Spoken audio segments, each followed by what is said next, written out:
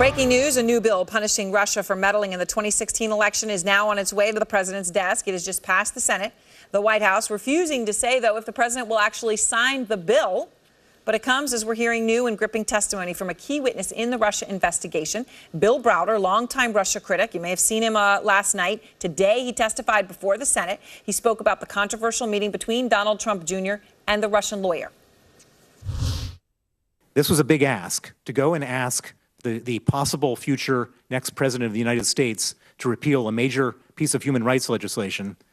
They wouldn't have gone in and say, please, can you repeal this for us, without having something to offer in return. And out front now, Bill Browder.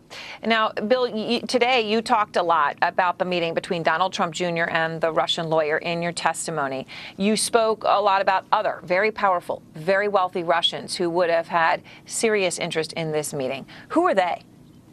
Well, I think it starts out with the number one Russian, the wealthiest Russian, which is Vladimir Putin.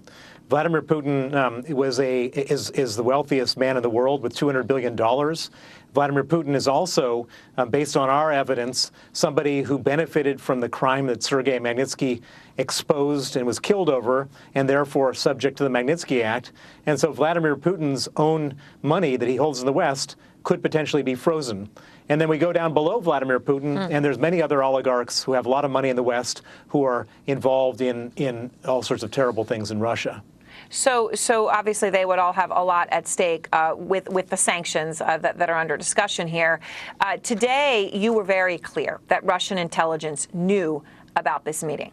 Well, I can tell you with 100% certainty that the Russian intelligence services would have been aware of that meeting in advance as they were plotting it out. There would have been weeks spent studying how to best achieve the results in that meeting.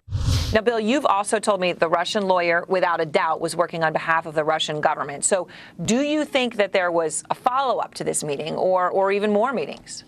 I don't know whether there was any follow-ups. I don't know whether any of the offers they made were accepted, but I can guarantee you that this was something that was discussed at an extremely high level in Russia before and after. So, you know, everyone in the meeting, Donald Trump Jr. has said, look, it was a waste of my time. It was 20 minutes I wish I could get back. The response we've heard from the president as well as his son is that the meeting actually was about adoption of Russian children. Here they are.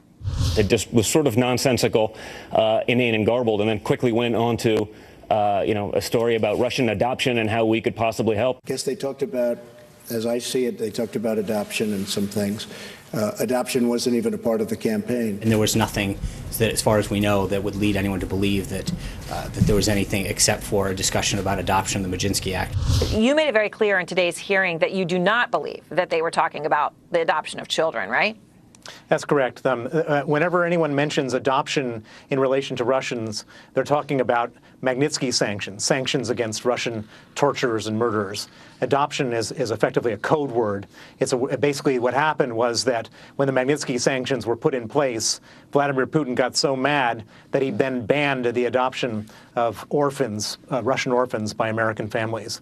There was no talk about adoption. It's a talk about allowing Russian torturers and murderers to freely spend their money and come to the U.S. So, you know, Donald Trump himself spoke to Vladimir Putin, of course, as we know, at the G20.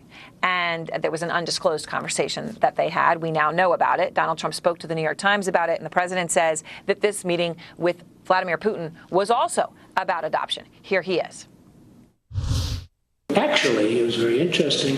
We talked about adoption. Mm-hmm. You did? Russian adoption, yeah. Mm-hmm. I've always found that interesting because, you know, he ended that years ago. Mm-hmm. And I actually talked about Russian adoption with him, which is interesting because that was a part of the conversation that Don had. Does the president not know adoption is a code word for Russian sanctions and the Magnitsky Act to Vladimir Putin, or what? I don't know what the president knows or he doesn't know, but I guarantee you that Vladimir Putin wasn't talking about adoptions. He was talking about repealing this piece of legislation, which is the single largest foreign policy priority he has. He hates the Magnitsky Act. And if he's linking it to adoptions, the main purpose of his conversation was trying to get this sanctions legislation repealed. So he actually weighed in on this today, taking questions from the press. President Putin was asked about the investigation into Russian meddling in the United States and about possible new sanctions, of course, the Congress seems eager to impose. And here's what he said about the whole situation. What we see is merely a growth of anti-Russian hysteria and utilization of Russophobia for domestic policies. Anti-Russian hysteria and Russophobia? That's his stock answer anytime he gets caught doing anything. He basically blames it on the West and then tries to create this image in Russia. So he can tell his people, look, we're surrounded. Everybody hates us. I'm your strong leader. I'm going to stand up to them. When in fact it's all about him stealing money from people, killing people, and then trying to hide behind this nationalism. All right. Thank you very much, Bill Browder. I appreciate your time as always. Thanks, sir. Thank you.